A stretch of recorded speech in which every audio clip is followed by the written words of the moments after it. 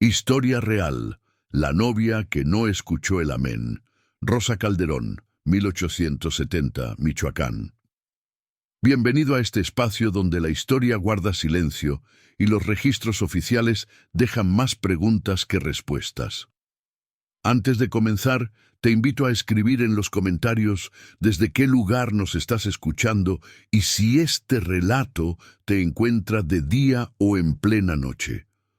Nos interesa saber hasta dónde llegan estas historias y en qué momento del tiempo vuelven a cobrar vida. En este canal exploramos casos reales, desapariciones y misterios ocurridos en distintas ciudades de México, relatos que fueron ocultados, ignorados o simplemente olvidados con los años. Si te atraen las historias oscuras, basadas en hechos reales, y quieres seguir descubriendo estos archivos silenciados, suscríbete al canal y activa la campana para no perderte ninguno de nuestros relatos. Ahora sí, acompáñanos en esta historia. Historia real. La novia que no escuchó el amén. Rosa Calderón, 1870, Michoacán. Capítulo 1. El momento que Dios no bendijo. En la parroquia de San Francisco de Asís, en la ciudad de Pátzcuaro, Michoacán, en la tarde del 14 de agosto de 1870, cuando el padre Melchor Santibáñez estaba conduciendo la ceremonia de matrimonio entre Rosa Calderón y don Abundio Cisneros, ante aproximadamente 300 invitados que llenaban completamente las naves laterales y el coro alto de la iglesia colonial construida en el siglo XVI, con sus paredes de piedra volcánica oscura que absorbían la luz dorada de las velas votivas encendidas en los altares laterales, creando atmósfera de solemnidad sagrada apropiada para sacramento del matrimonio. Cuando la ceremonia había progresado durante exactamente 42 minutos, según el reloj de péndulo que colgaba en la sacristía, y cuyo tic-tac regular había marcado el paso del tiempo durante toda la misa nupcial como metrónomo, implacable, midiendo momentos finales de vida de Rosa. Aunque nadie en ese momento sabía que cada segundo que pasaba la acercaba a muerte, que ocurriría antes de que ceremonia pudiera ser concluida con palabras finales de bendición que transformarían unión de promesa en sacramento completado ante Dios y ante hombres. El padre Melchor acababa de terminar de leer las epístolas de San Pablo sobre deberes de esposos y esposas.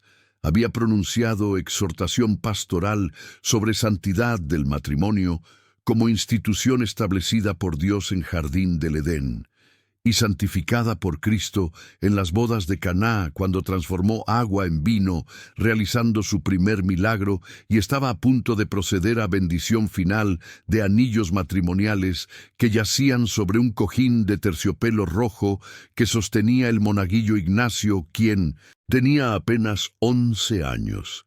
Y quien más tarde recordaría este momento como el momento en que comprendió que hay cosas terribles que pueden ocurrir incluso en lugares sagrados, incluso durante ceremonias más santas.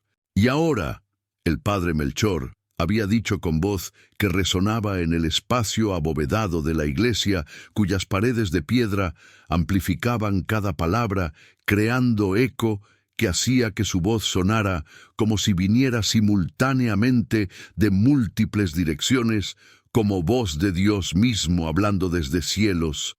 Procederemos a bendición de anillos que simbolizarán unión eterna de estos dos almas ante ojos de nuestro Señor Jesucristo. Rosa Calderón, ¿aceptas este anillo como símbolo de compromiso que haces ante Dios? Era momento crucial en liturgia matrimonial, momento cuando novia debía responder con voz clara y firme: sí, acepto, que sería escuchada por todos los presentes como testigos de su consentimiento voluntario al sacramento que estaba a punto de ser consumado mediante palabras finales del sacerdote. Pero en lugar de respuesta clara y afirmativa que todos esperaban, lo que siguió fue silencio terrible, que se extendió durante 3 segundos, luego 5 segundos, luego 10 segundos, que parecieron eternidad, mientras 300 pares de ojos observaban a Rosa, que estaba de pie frente al altar, con su vestido blanco de satén, que había sido confeccionado durante 4 meses por las costureras más hábiles de Pátzcuaro, usando tela importada de Francia, a costo de 200 pesos, con su velo de encaje que cubría parcialmente su rostro, pero que permitía ver palidez creciente de sus mejillas y expresión de confusión que transformaba sus rasgos delicados. «¿Rosa?». El padre Melchor había repetido con tono de preocupación creciente. «¿Te sientes bien, hija mía? Necesitas sentarte un momento». Y entonces Rosa había abierto boca, como si intentara hablar. Había hecho esfuerzo visible de formar palabras, pero en lugar de palabras, lo que había salido de sus labios había sido gemido bajo y gutural, que sonaba como si viniera de lugar profundo dentro de su cuerpo. Sonido de dolor físico intenso, que no podía ser contenido o disfrazado por decoro social o por respeto a santidad del lugar. Su mano derecha, que había estado descansando ligeramente sobre brazo de don Abundio, según posición tradicional de novia durante ceremonia, se había cerrado súbitamente en puño, que agarraba tela de la manga de su novio, con fuerza desesperada de persona que siente que está cayendo y que intenta agarrarse a cualquier cosa que pueda detener caída. «Me siento. No puedo. Algo está mal».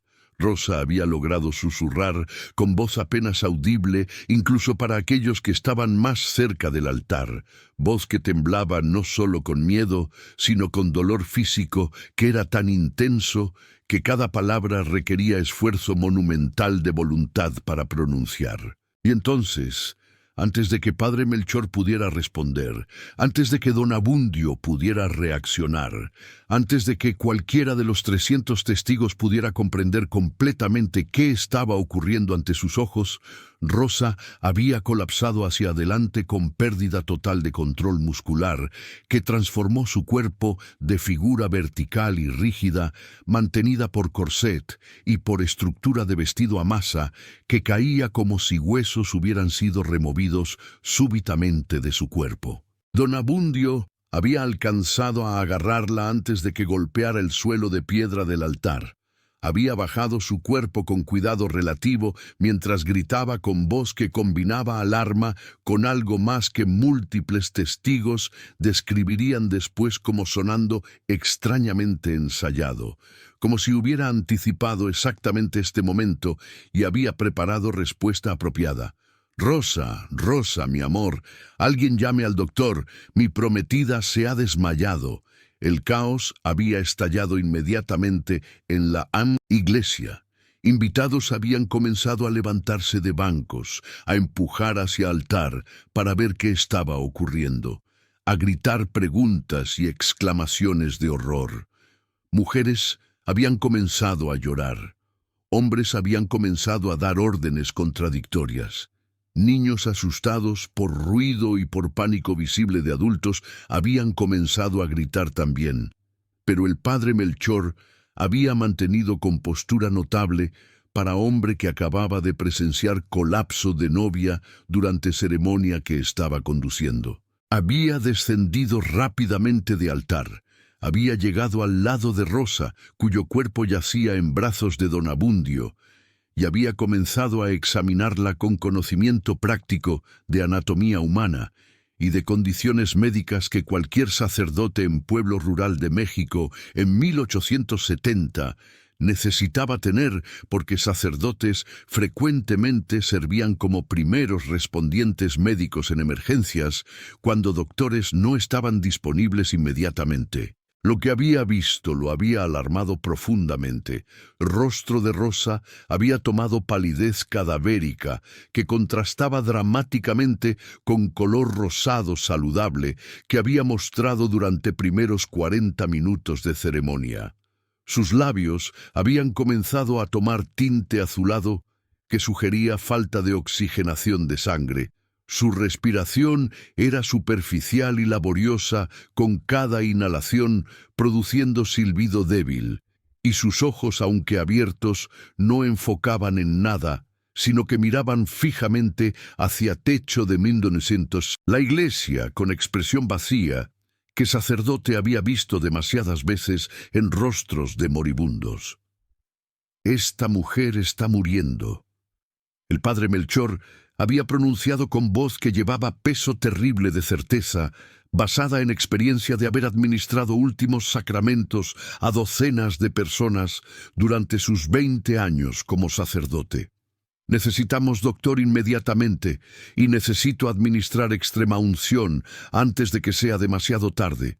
Era declaración que había transformado escena de confusión caótica en momento de horror sagrado.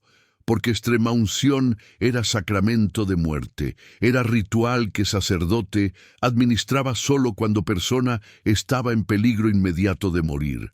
Era reconocimiento de que vida estaba terminando y que alma necesitaba ser preparada para juicio final. Don Fermín Aguirre, padre de Rosa, había empujado a través de multitud de invitados con velocidad impresionante para hombre de 60 años. Había llegado al lado de su hija, había tomado su mano que colgaba sin vida del brazo de don Abundio, y había comenzado a llorar con sollozos profundos que sacudían su cuerpo entero. «No, no, no, mi niña, mi Rosa, ¿qué le está pasando? Hace apenas una hora estaba perfectamente bien». Era observación que capturaría atención de investigadores días después, cuando comenzaran a hacer preguntas sobre qué exactamente había ocurrido entre momento cuando Rosa había estado perfectamente bien y momento cuando había colapsado durante ceremonia. Porque transformación de salud perfecta a muerte inminente en cuestión de minutos no era patrón de enfermedad natural, sino patrón de algo mucho más siniestro. Pero en ese momento, en ese instante terrible en iglesia llena de testigos horrorizados, atención estaba enfocada no en causas, sino en consecuencias, no en preguntas de cómo, sino en realidad devastadora de qué estaba ocurriendo ante sus ojos. El doctor Arsenio Morales había llegado a iglesia aproximadamente 15 minutos después de colapso de Rosa. Había sido convocado por mensajero que había corrido desde iglesia a su consultorio que estaba a 6 cuadras de distancia. Había llegado sin aliento, había abierto paso a través de multitud que todavía llenaba iglesia porque nadie había querido partir sin saber qué había ocurrido con Novia. Su examen de Rosa había sido rápido pero minucioso. Había verificado pulso que era débil y errático. Había escuchado respiración que era cada vez más superficial. Había examinado pupilas que estaban contraídas a puntos minúsculos. Había notado sudoración excesiva que empapaba vestido de novia. Y había observado temblores periódicos que sacudían su cuerpo. Estos son síntomas de envenenamiento. Había declarado con voz que resonaba en silencio que había caído sobre iglesia cuando invitados habían comprendido que doctor estaba haciendo pronunciamiento importante. Específicamente, síntomas son consistentes con intoxicación por sustancia que afecta sistema nervioso, estricnina o compuesto similar. Esta mujer ha sido envenenada. Era acusación que había transformado tragedia médica en crimen potencial, que había dirigido sospecha inmediata hacia aquellos que habían tenido oportunidad de administrar veneno, y que había iniciado cadena de eventos que eventualmente revelaría verdad terrible sobre lo que había ocurrido a Rosa Calderón.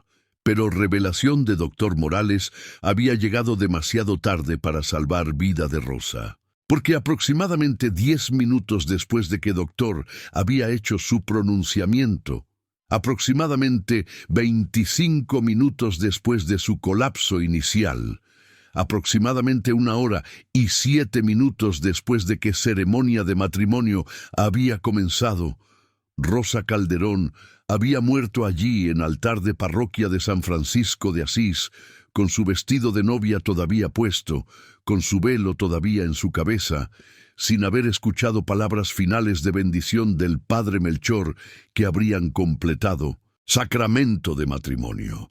Había muerto sin escuchar el amén final. Había muerto técnicamente como novia, pero legalmente como mujer soltera, porque ceremonia nunca había sido concluida formalmente.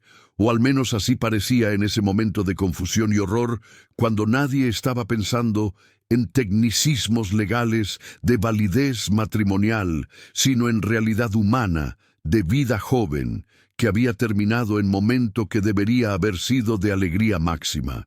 Pero cuestión de si matrimonio había sido válido a pesar de muerte de Rosa antes de bendición final, se convertiría en asunto legal crucial durante semanas siguientes. Porque don Abundio Cisneros reclamaría que matrimonio había sido completado legalmente antes de muerte de Rosa, mediante intercambio de votos y promesas que había ocurrido durante primera parte de ceremonia, y que por lo tanto él era viudo legal con derecho a heredar propiedad de Rosa bajo leyes de sucesión matrimonial. Y familia de Rosa argumentaría que sin bendición final del sacerdote, sin pronunciamiento de que pareja estaba unida en santo matrimonio, ceremonia había quedado incompleta y matrimonio nunca había existido legalmente, y que por lo tanto don Abundio no tenía derecho a herencia. Era disputa legal que tendría implicaciones no solo para caso específico de Rosa y don Abundio, sino para comprensión más amplia de qué exactamente constituía matrimonio válido según derecho canónico católico y según derecho civil mexicano en 1870. Esta es la historia de Rosa Calderón, quien tenía 22 años cuando entró a parroquia de San Francisco de Asís el 14 de agosto de 1870 para casarse con don Abundio Cisneros, quien fue envenenada con estricnina administrada en vino que consumió aproximadamente una hora antes de ceremonia comenzara, quien colapsó durante ceremonia antes de que bendición final pudiera ser pronunciada, quien murió sin escuchar amén, que habría concluido su matrimonio, y cuya muerte generó debate legal extraordinario sobre si matrimonio incompleto podía ser considerado válido para propósitos de herencia. Para comprender esta historia completa, debemos comenzar con la ciudad donde ocurrió, con las leyes matrimoniales de época que definían qué constituía matrimonio válido, con la familia cuya hija sería víctima, con el asesino que calculó que herencia podría ser reclamada incluso si víctima moría antes de conclusión formal de ceremonia, y con debate legal que eventualmente establecería precedente sobre validez de matrimonios interrumpidos por muerte. Capítulo 2. Pátzcuaro en 1870 y las leyes del sacramento incompleto. El año de 1870 encontró a la ciudad de Pátzcuaro, ubicada en tierras altas de Michoacán, a 2000 metros sobre nivel del mar, en orillas del lago del mismo nombre, rodeada por montañas cubiertas de bosques de pino y encino, que descendían hacia aguas tranquilas del lago, donde canoas de pescadores purépechas navegaban cada amanecer como habían navegado durante siglos antes de llegada de españoles, en período de transición histórica extraordinaria, porque México estaba apenas comenzando a recuperarse de décadas de conflictos que habían incluido independencia de España, guerra con Estados Unidos, múltiples guerras civiles entre liberales y conservadores, y finalmente intervención francesa y Segundo Imperio de Maximiliano, que había colapsado apenas 3 años antes, en 1867, cuando Maximiliano fue ejecutado en Querétaro y República fue restaurada bajo Benito Juárez. Pátzcuaro tenía aproximadamente 15,000 habitantes en 1870. Era ciudad que combinaba población indígena purépecha que había vivido en región durante 1000 años, Antes de conquista española, con población mestiza y pequeña élite de descendencia española que controlaba comercio y tierras más valiosas, era ciudad de arquitectura colonial hermosa, con múltiples iglesias y conventos construidos durante siglo XVI, cuando Pátzcuaro había sido considerada como posible sede del Obispado de Michoacán, antes de que Honor fuera transferido a Morelia, y era ciudad que vivía principalmente de pesca en lago, de agricultura en tierras circundantes y de artesanías, particularmente de trabajo en cobre, que artesanos purépechas habían perfeccionado durante generaciones. Pero lo más relevante para la historia de Rosa Calderón era estado de leyes matrimoniales en México, en 1870, y específicamente cuestión extraordinariamente compleja de qué exactamente constituía matrimonio válido según derecho canónico católico versus derecho civil, que había sido establecido por leyes de reforma de década de 1850. Las leyes de reforma promulgadas durante presidencia de Benito Juárez habían establecido separación entre Iglesia y Estado en México. Habían secularizado múltiples aspectos de vida que anteriormente habían sido controlados por Iglesia Católica y, crucialmente para nuestra historia, habían establecido que matrimonio civil administrado por funcionario de gobierno era único matrimonio legalmente reconocido por Estado, y que ceremonias religiosas, aunque permitidas, eran opcionales y sin efecto legal directo sobre validez de matrimonio para propósitos civiles como herencia y propiedad. Pero implementación de estas leyes había sido extremadamente irregular, particularmente en pueblos rurales como Pátzcuaro, donde Iglesia Católica mantenía influencia social enorme y donde mayoría de población continuaba considerando matrimonio religioso como único matrimonio verdadero, sin importar qué leyes civiles dijeran. Y durante período de conflictos de décadas de 1850 y 60, aplicación de leyes civiles había sido suspendida frecuentemente en regiones controladas por fuerzas conservadoras que rechazaban reformas liberales.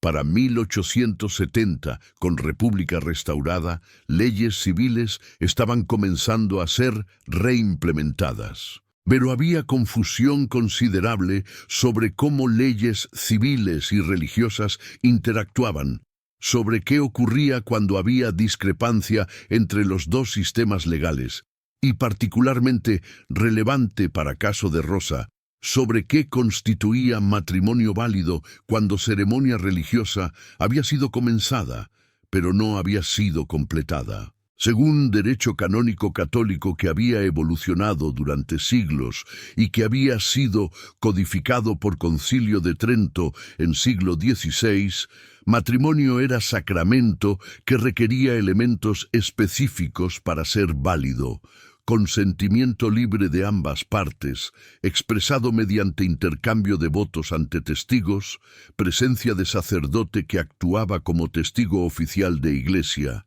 y bendición sacramental que sacerdote pronunciaba sobre pareja después de intercambio de votos. Pero había debate teológico considerable entre canonistas sobre si todos estos elementos eran absolutamente necesarios para validez de sacramento, o si algunos elementos eran esenciales mientras otros eran ceremoniales. Específicamente, había pregunta de si bendición final de sacerdote era elemento constitutivo del sacramento sin el cual matrimonio no existía, o si era simplemente culminación ceremonial de sacramento que ya había sido completado mediante intercambio de consentimiento mutuo de pareja.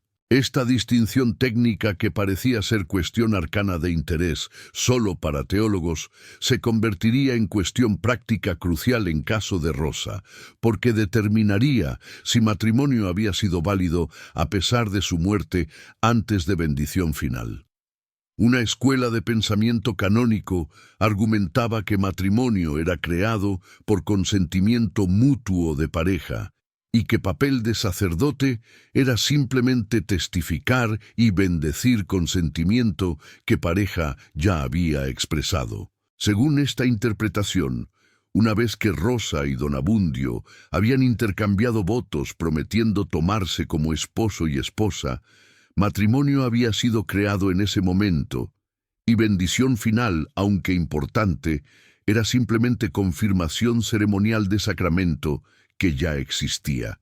Otra escuela de pensamiento argumentaba que matrimonio católico era sacramento, que requería intervención activa de sacerdote mediante bendición sacramental, y que sin esa bendición, matrimonio no existía como sacramento, aunque consentimiento de pareja hubiera sido expresado.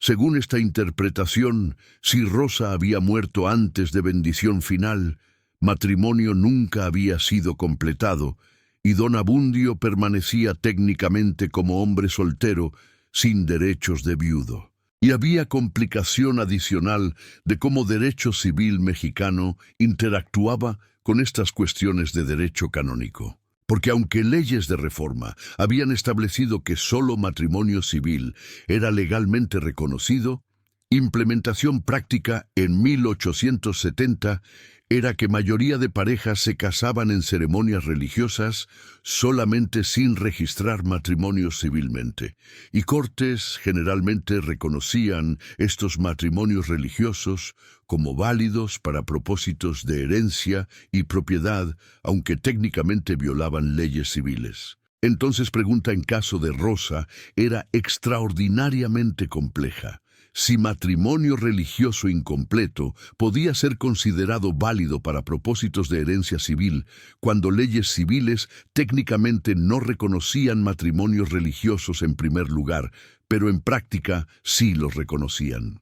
Era complejidad legal que abogados de ambos lados explotarían durante litigio que seguiría muerte de Rosa, y que eventualmente requeriría pronunciamiento de Corte Superior sobre qué exactamente constituía matrimonio válido en México de 1870. La economía de Pátzcuaro estaba basada en pesca de pescado blanco en lago, que era considerado delicadeza en todo Michoacán, en agricultura que incluía cultivo de maíz y frijol en milpas tradicionales, y producción de frutas como aguacates y duraznos en huertas más grandes, en trabajo artesanal, particularmente en cobre, donde artesanos purépechas creaban vasijas, ollas y objetos decorativos que eran vendidos en mercados regionales, y en comercio pequeño que conectaba Pátzcuaro con Morelia y con otros pueblos de región.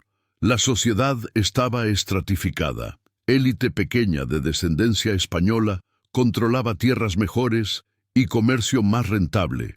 Clase media de mestizos trabajaba en profesiones y comercio menor, y mayoría de población purépecha trabajaba en pesca, agricultura y artesanías con ingresos mínimos. Para mujeres de familias de clase media como Rosa, vida ofrecía educación básica, participación en vida religiosa intensa, pero opciones económicas limitadas principalmente a matrimonio. Y cuando mujer tenía propiedad heredada de familia, matrimonio se convertía en transacción económica, además de unión personal, transacción donde control de propiedad pasaba a esposo, creando incentivos fuertes para hombres sin recursos propios buscar esposas ricas. Capítulo 3. Rosa Calderón y la dote que atrajo la muerte. Rosa Calderón había nacido en el año de 1848 en Pátzcuaro, en familia de comerciantes moderadamente prósperos. Su padre, don Fermín Aguirre, había hecho fortuna mediante operación de molino de trigo que procesaba grano de agricultores locales, convirtiéndolo en harina que era vendida en mercados de región. El molino, ubicado en orillas del lago donde corriente de agua proporcionaba energía para mover rueda grande que giraba piedras de moler, era negocio exitoso que generaba ingresos de aproximadamente 2,000 pesos anuales. Su madre, doña Crescencia, provenía de familia de artesanos que habían trabajado en cobre durante generaciones. El matrimonio había unido capital comercial con habilidad artesanal de manera beneficiosa para ambas familias. Rosa era la mayor de 4 hijos. Sus hermanos menores eran Jacinto, de 20 años, quien trabajaba en molino familiar, aprendiendo negocio con intención de eventualmente heredarlo. Soledad, de 18 años, quien estaba esperando casarse el año siguiente, y Práxedes, de 15 años, quien estaba estudiando para posiblemente entrar al seminario. A sus 22 años, Rosa era mujer de belleza considerable y de personalidad amable que la había hecho popular en sociedad pequeña de Pátzcuaro. Tenía rostro oval, con rasgos delicados que combinaban herencia española con trazas de ancestría indígena, visible en color de su piel, que era más oscuro que élite española, pero más claro que población purépecha. Ojos cafés grandes expresivos, cabello negro abundante que usaba en trenzas elaboradas, decoradas con listones de colores, y constitución fuerte de mujer acostumbrada a trabajo físico, ayudando en casa. Había recibido educación mejor que mayoría de mujeres de su clase. Doña Crescencia había insistido en que Rosa aprendiera no solo habilidades domésticas tradicionales, sino también lectura, escritura, aritmética básica y nociones de historia y geografía. Rosa había asistido durante 5 años a escuela administrada por monjas en convento de Santa Clara, donde había aprendido también bordado fino, música básica y catecismo católico extensivo. Lo que más definía a Rosa era su devoción a familia y su sentido de responsabilidad. Después de muerte de su madre, en 1868, cuando Rosa tenía 20 años, había asumido administración completa de casa de familia, había cuidado de hermanos menores, había ayudado a padre en aspectos administrativos de molino. Durante 2 años había sacrificado vida social propia para servir necesidades de familia. Pero para 1870, don Fermín había decidido que era tiempo de que Rosa se casara. «Has dado mucho a esta familia», le había dicho con mezcla de gratitud y culpa por haber dependido tanto de ella. «Pero ahora necesitas tu propia vida, tu propia familia. Soledad ya tiene edad para manejar casa, necesitas encontrar esposo apropiado». Era presión que Rosa había sentido, pero había resistido porque tenía estándares altos para tipo de hombre con quien estaba dispuesta a casarse. Había rechazado 2 propuestas durante año anterior, porque pretendientes no habían impresionado como hombres de carácter serio, que valorarían familia tanto como ella valoraba. La dote que Rosa traería a matrimonio era considerable, 15,000 pesos, que incluían participación en molino familiar valorada en 10,000 pesos que generaría ingresos de renta, efectivo de 3,000 pesos, y ajuar elaborado de ropa de cama, vestidos y joyas valorado en 2,000 pesos. Era dote que la hacía partido muy atractivo para hombres de recursos limitados, y era precisamente esta dote sustancial que había atraído atención de don Abundio Cisneros cuando había sido presentado a familia Calderón en mayo de 1870. El cortejo había sido relativamente breve, apenas 3 meses desde presentación inicial hasta propuesta de matrimonio. Don Abundio había visitado casa de familia Calderón 2 veces por semana, según costumbre apropiada. Había participado en conversaciones formales, supervisadas por don Fermín.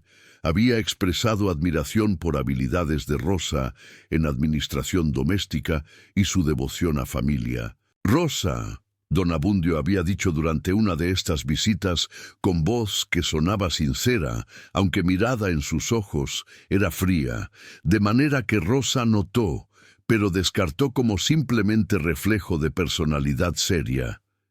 «Admiro profundamente su dedicación a su familia. Mujer que puede sacrificar tanto por hermanos, será esposa excelente. y aunque mi fortuna es modesta comparada con la de su padre, puedo ofrecerle vida respetable y segura.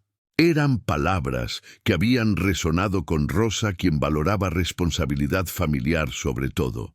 Y cuando don Abundio había propuesto matrimonio en julio, ella había aceptado con mezcla de esperanza de que finalmente tendría familia propia y resignación de que don Abundio, aunque no era esposo de sus sueños, era opción respetable y apropiada. Lo que Rosa no sabía era que toda historia de don Abundio era cuidadosamente construida para ocultar realidad de su situación. No era comerciante modesto, sino hombre en bancarrota completa que debía 8,000 pesos y que enfrentaba ruina si no podía obtener capital rápidamente. Su cortejo de Rosa había sido motivado exclusivamente por codicia de su dote, y había desarrollado plan para no solo casarse con ella para obtener control de propiedad, sino para asesinarla rápidamente después, para heredar todo como viudo, sin tener que compartir control con esposa viva. Y más específicamente, había desarrollado plan que dependía de timing extraordinariamente preciso. Envenenar a Rosa de manera que muriera durante ceremonia matrimonial misma, pero después de que votos hubieran sido intercambiados, calculando que si moría después de votos pero antes de bendición final, podría argumentar que matrimonio había sido válido mediante consentimiento mutuo ya expresado y que por lo tanto era viudo legal con derecho a heredar. Era cálculo extraordinariamente cínico que dependía de comprensión sofisticada, de tecnicismos, de derecho canónico y de timing preciso de administración de veneno que causaría muerte en ventana específica de tiempo durante ceremonia. Capítulo 4. Don Abundio Cisneros y el veneno cronometrado. El hombre que se casaría con Rosa Calderón el 14 de agosto de 1870 no era comerciante modesto buscando esposa, sino criminal calculador que había desarrollado uno de los planes de asesinato más elaborados en historia de Michoacán: envenenamiento cronometrado para causar muerte durante ceremonia matrimonial en momento preciso después de votos, pero antes de bendición final. Don Abundio Cisneros había nacido en 1842 en Morelia, en familia de comerciantes menores. Durante juventud había trabajado en negocios variados, siempre con éxito limitado. Había heredado pequeña tienda de su padre, pero había perdido negocio debido a gestión incompetente y a hábitos de juego que habían drenado capital. Para 1870 debía 8,000 pesos a múltiples acreedores y enfrentaba posibilidad de prisión por deudores. Matrimonio con heredera rica era su única salida, pero había aprendido que simplemente casarse no era suficiente si esposa viviera y descubriera sus deudas. Necesitaba que esposa muriera rápidamente mientras él podía reclamar herencia como viudo. Y había desarrollado plan que consideraba brillante: envenenamiento durante ceremonia matrimonial que ocurriría en momento específico, que maximizaría sus reclamos legales mientras minimizaría sospecha. El plan tenía lógica perversa.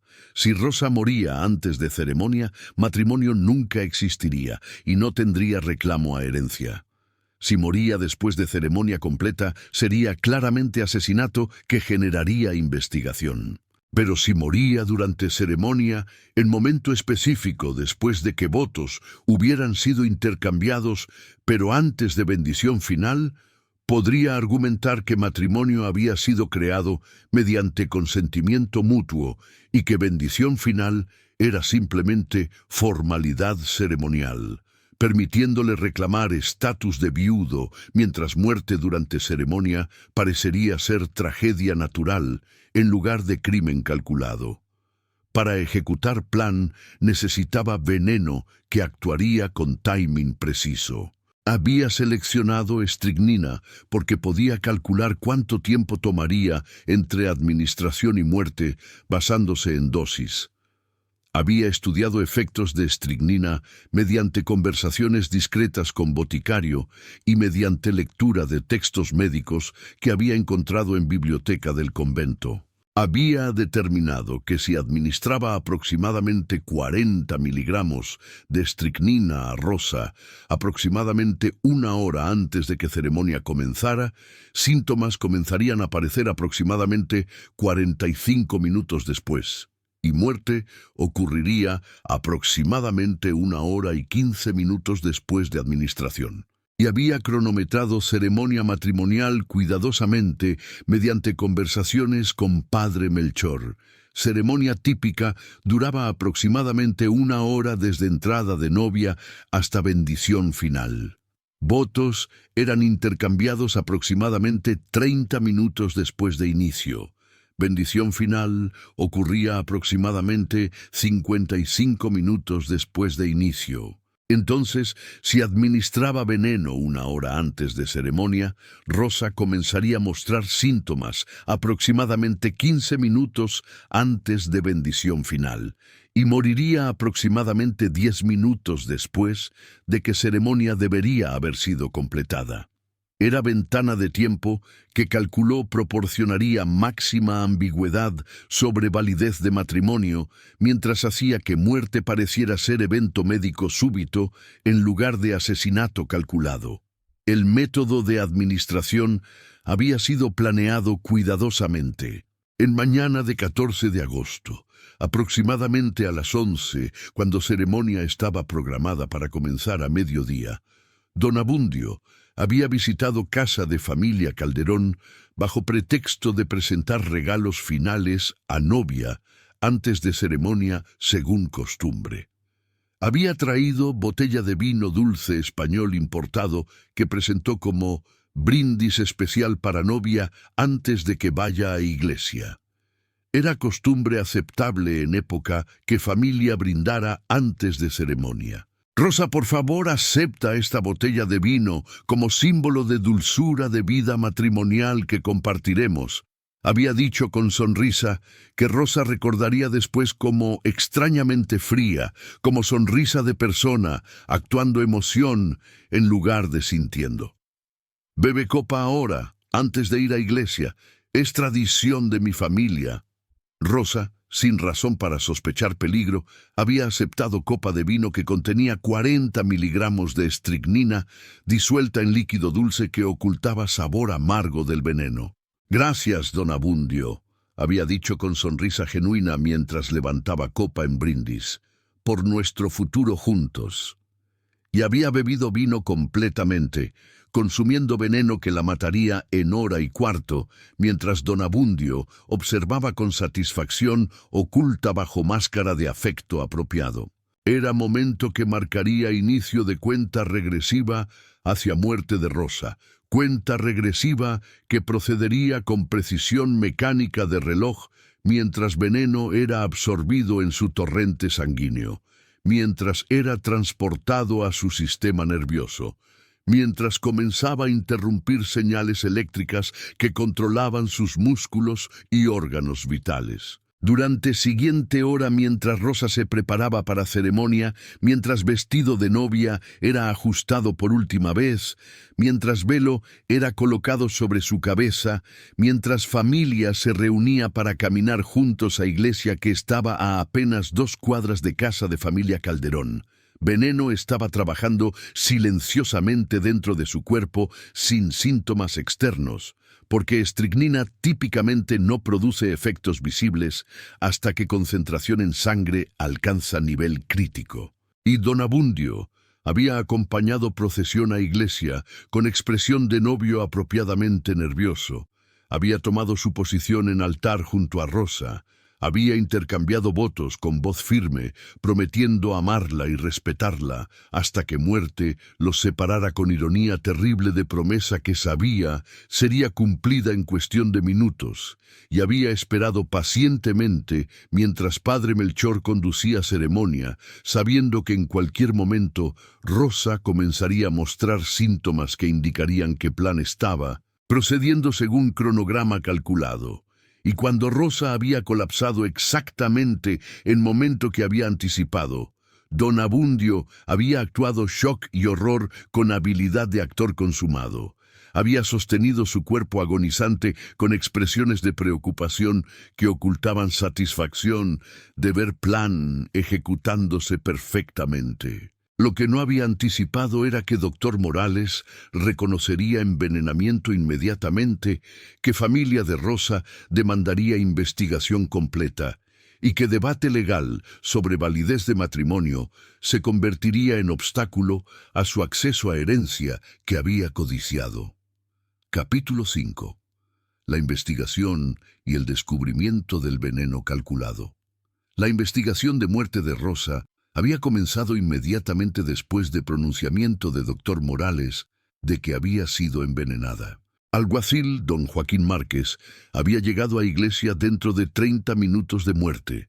Había ordenado que cuerpo no fuera movido hasta que pudiera ser examinado, y había comenzado a interrogar testigos sobre eventos de día. La autopsia había sido realizada por doctor Morales en presencia de doctor Félix Zamudio, quien había sido traído de Morelia como segundo experto. Hallazgos habían sido inequívocos: presencia de estricnina en concentraciones letales en estómago, hígado y riñones de Rosa. Cantidad de estricnina presente indica dosis de aproximadamente 40 miligramos. Doctor Morales había reportado. Esta dosis fue administrada aproximadamente 1 hora y cuarto antes de muerte, basándose en patrón de distribución en tejidos y basándose en contenido de estómago que incluye restos de vino. Concluyo que veneno fue administrado en líquido que Rosa consumió aproximadamente 1 hora antes de ceremonia. Era evidencia que dirigía atención a eventos de mañana antes de ceremonia. Y interrogatorio de familia reveló detalle crucial. Don Abundio había visitado casa aproximadamente 1 hora antes de ceremonia y había ofrecido vino a Rosa. Don Abundio insistió en que Rosa bebiera copa de vino que había traído. Don Fermín había testificado con voz que temblaba de rabia contenida y dolor. Dijo que era tradición de su familia. Rosa bebió vino sin sospecha porque ¿por qué sospecharía que novio intentaría envenenarla? Botella de vino había sido recuperada de casa y había sido analizada. Había sido encontrada conteniendo trazas de estricnina en sedimento en fondo. Con evidencia de envenenamiento mediante vino que don Abundio había proporcionado, atención se enfocó en motivo. Investigación de situación financiera de don Abundio reveló deudas masivas y necesidad desesperada de capital. Don Abundio Cisneros fue arrestado el 18 de agosto, 4 días después de muerte de Rosa, acusado de homicidio premeditado mediante envenenamiento. Pero arresto generó pregunta legal urgente. ¿Era don Abundio viudo de Rosa con derecho a reclamar herencia? ¿O era simplemente novio cuyo matrimonio nunca había sido completado? Capítulo 6. El debate legal sobre el amén no pronunciado. La pregunta de validez de matrimonio de Rosa se convirtió en asunto de disputa legal intensa que involucró no solo a familia y acusado, sino también a Iglesia Católica y a autoridades civiles. Don Abundio, desde prisión, había contratado abogado don Hipólito Fonseca, quien presentó argumento de que matrimonio había sido válido. Rosa Calderón y mi cliente intercambiaron votos matrimoniales ante padre Melchor y ante 300 testigos. Expresaron consentimiento mutuo de tomarse como esposo y esposa. Según doctrina católica establecida, matrimonio es creado por consentimiento de partes, no por bendición de sacerdote. Bendición es simplemente confirmación ceremonial de sacramento que ya existe mediante consentimiento mutuo. Por lo tanto, matrimonio fue válido en momento de intercambio de votos, y mi cliente es viudo legal de Rosa Calderón, con derechos de heredar su propiedad. Era argumento basado en interpretación específica de derecho canónico, que enfatizaba papel de consentimiento sobre bendición. Y don Hipólito había citado precedentes canónicos y opiniones de teólogos que apoyaban esta interpretación. Pero familia de Rosa había contratado abogado don Evaristo Cárdenas, quien presentó contraargumento. Matrimonio católico es sacramento que requiere intervención activa de sacerdote mediante bendición sacramental. Sin esa bendición no hay sacramento completado. Padre Melchor nunca pronunció bendición final, nunca dijo amén que habría concluido ceremonia. Ceremonia quedó incompleta, y matrimonio incompleto no es matrimonio válido. Donabundio permanece legalmente como hombre soltero, sin derechos de viudo. Y don Evaristo había argumentado punto adicional crucial. Incluso si aceptáramos que consentimiento crea matrimonio, ese consentimiento debe ser libre e informado. Rosa Calderón fue envenenada antes de expresar consentimiento. Su juicio estaba comprometido por presencia de toxina en su sistema. ¿Puede consentimiento expresado por persona que está siendo envenenada sin su conocimiento ser considerado consentimiento válido? Argumento que no puede. Rosa fue engañada y fue envenenada. Cualquier consentimiento que expresó fue viciado por fraude y por incapacidad inducida químicamente. Era debate que requería pronunciamiento de autoridades eclesiásticas. Obispo de Michoacán, Monseñor Clemente de Jesús Munguía, fue consultado sobre cuestión canónica. Su pronunciamiento fue cuidadoso, pero claro. Matrimonio es creado por consentimiento de partes, pero en caso donde una parte muere antes de que bendición sacramental pueda ser pronunciada, hay ambigüedad sobre si sacramento fue completado. Y cuando hay duda sobre validez de sacramento, debemos resolver duda en favor de interpretación que protege derechos de víctima inocente. En este caso, Rosa Calderón fue envenenada por hombre que buscaba su muerte para obtener herencia. Sería perversión de justicia permitir que asesino se beneficie de crimen mediante reclamo de que matrimonio fue válido. Por lo tanto, pronuncio que sin bendición final, matrimonio quedó incompleto, y don Abundio Cisneros no es viudo de Rosa Calderón. Era pronunciamiento que resolvió cuestión eclesiástica en favor de familia de Rosa, pero quedaba pregunta de qué cortes civiles dirían. Capítulo 7. El juicio del matrimonio fantasma. El juicio de don Abundio Cisneros comenzó en noviembre de 1870 en Pátzcuaro, y fue sensación que atrajo atención de toda Michoacán. Evidencia de envenenamiento fue abrumadora. Análisis toxicológico mostrando estricnina, testimonio sobre vino que don Abundio había proporcionado, motivo financiero claro. Pero defensa argumentó que incluso si don Abundio había envenenado a Rosa, matrimonio había sido válido y como viudo tenía derecho a heredar. Era argumento extraordinariamente cínico que esencialmente admitía crimen mientras intentaba beneficiarse de él mediante reclamo de estatus legal creado durante comisión de ese crimen. Jurado deliberó durante 3 días sobre 2 preguntas. ¿Era don Abundio culpable de envenenamiento? ¿Era matrimonio válido para propósitos de herencia? Veredicto sobre primera pregunta fue unánime. Culpable de homicidio premeditado mediante envenenamiento. Veredicto sobre segunda pregunta fue más complejo. Jurado determinó que matrimonio no era válido, porque ceremonia no había sido completada, porque consentimiento de Rosa había sido viciado por veneno, y porque permitir que asesino reclamara estatus de viudo sería permitir que criminal se beneficiara de su propio crimen, lo cual violaba principio fundamental de justicia. Sentencia fue muerte por fusilamiento por homicidio. Y herencia de Rosa fue declarada propiedad de su familia, no de don Abundio. Don Abundio Cisneros fue ejecutado en Pátzcuaro el 15 de marzo de 1871. Sus últimas palabras fueron: calculé timing perfectamente. Si hubiera muerto 10 minutos antes o 10 minutos después, plan habría funcionado. Pero jueces decidieron que amén no pronunciado significaba que matrimonio no existía. Esa palabra que Rosa nunca escuchó me costó herencia y me costó vida. Epílogo. El legado del sacramento incompleto. El caso estableció precedente legal importante en México sobre validez de matrimonios interrumpidos. Matrimonio no es válido hasta que ceremonia sea completada formalmente. Consentimiento viciado por engaño o por incapacidad no es válido. Y criminales no pueden beneficiarse de crímenes mediante reclamos legales basados en acciones tomadas durante comisión de crimen.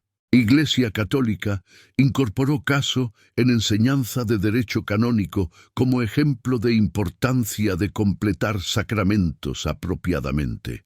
Y Historia de Rosa Calderón permanece como advertencia sobre cómo tecnicismos legales pueden ser explotados por criminales y sobre importancia de leyes que previenen que asesinos hereden de víctimas. Descansa en paz, Rosa Calderón. Moriste sin escuchar amén, que habría completado tu matrimonio. Pero ese amén no pronunciado se convirtió en tu protección póstuma. Previno que asesino se beneficiara de crimen. Tu muerte estableció precedente que protegió a víctimas futuras. Si esta historia te ha conmovido, te invito a dejar me gusta y suscribirte al canal. Activa las notificaciones.